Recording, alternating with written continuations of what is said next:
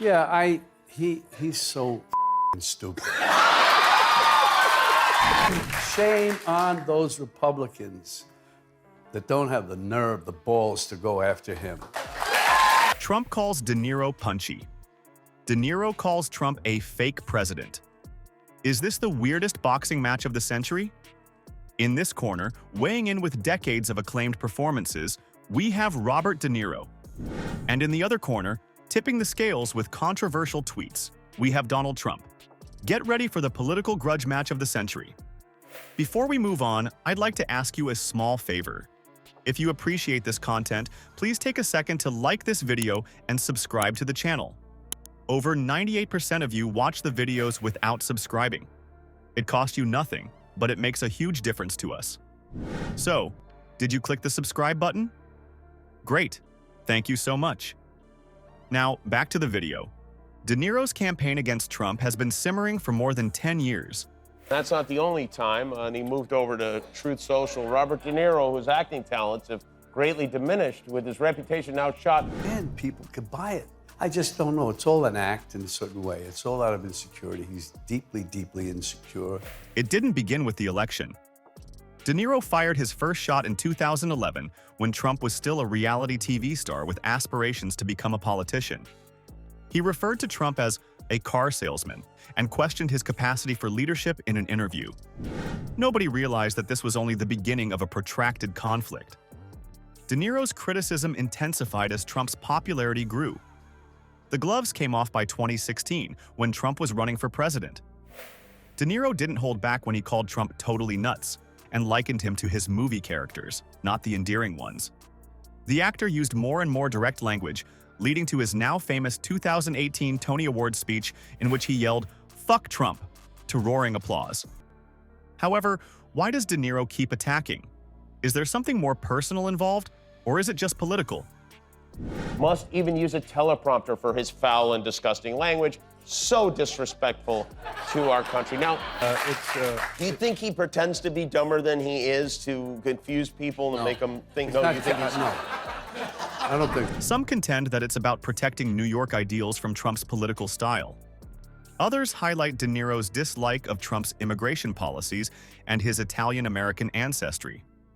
For whatever reason, De Niro appears to have positioned himself as Trump's adversary, and he's playing it to the fullest. There have been costs associated with this crusade. De Niro's fan base is divided as a result of his vocal criticism.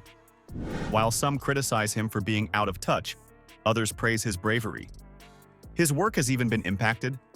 Several Trump supporters have threatened to boycott his movies. De Niro, however, believes the cause is worth the cost. De Niro surprises us just when you think he can't get any worse. The most startling thing he's ever done, showing up to watch and express his presence outside of Trump's fraud trial in New York without offering a statement. It's a daring declaration that conflates political activism with personal grudges. One question remains as De Niro keeps increasing the pressure. Do you use a teleprompter when speaking about President Trump? Or are you able to just kind of riff on your thoughts on him? But he's a scary one. And in all seriousness, and we know it here, people have to get out and vote and vote and vote and vote. How will Trump react to these assaults from a major player in Hollywood? A titanic battle is about to break out, and neither man appears prepared to back down.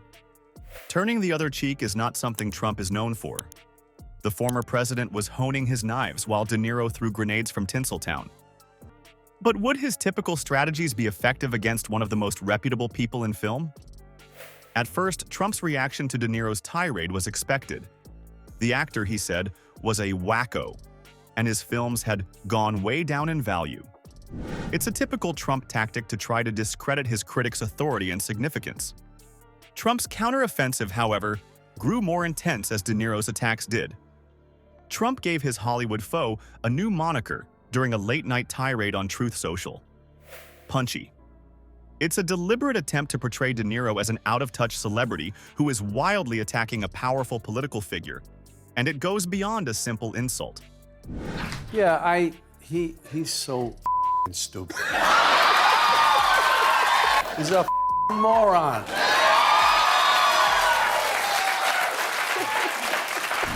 Trump even diagnosed De Niro with Trump derangement syndrome, a term he frequently employs to dismiss his detractors as illogically fixated on him. However, Trump's selection of insults shows more than just his annoyance. By referring to De Niro as small both mentally and physically, Trump demonstrates his propensity to focus on personal characteristics rather than address the criticism's core points. He has used this tactic successfully in the past, but will it hold up against someone of De Niro's caliber?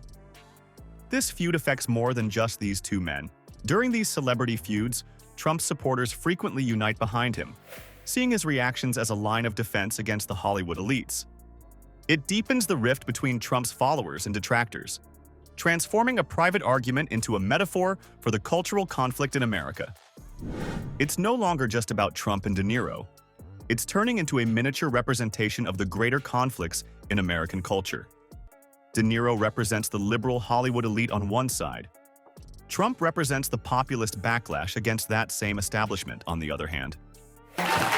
Look at the lame, inane things that he said. He's so stupid, he can't even say anything clever or smooth. Shame on those Republicans that don't have the nerve, the balls to go after him. The wider political divisions that have come to characterize contemporary America are reflected in their ongoing conflict. Given that neither man appears to be giving up, we are left to ask, what does this mean for us? Is this conflict a sign of something more serious in American politics? More importantly, when policy discussions are overshadowed by personal insults, what does this mean for public debate going forward? The De Niro-Trump feud is a sign of America's widening political rift and goes beyond a simple personality conflict. The increasing polarization that is ripping through American society is reflected in their public dispute. It has evolved into a cultural conflict rather than merely a dispute over policy. There is more to this celebrity engagement in politics than just amusement. According to research, it may even increase political participation, particularly among younger voters who identify more with public personalities than with traditional politicians. However, there is a drawback. These celebrity viewpoints are magnified on social media, which also creates echo chambers that strengthen people's convictions. In the future, public personalities will likely have an even greater influence on political narratives. They have the ability to significantly impact public opinion due to their extensive platforms. However, as the De Niro-Trump controversy demonstrates, this celebrity involvement in politics frequently produces more harm than good. It brings up important issues regarding the direction of American political discourse. Will policy debates be replaced by Twitter feuds in the future? Or can we figure out how to use this celebrity influence to engage in politics in a more positive way?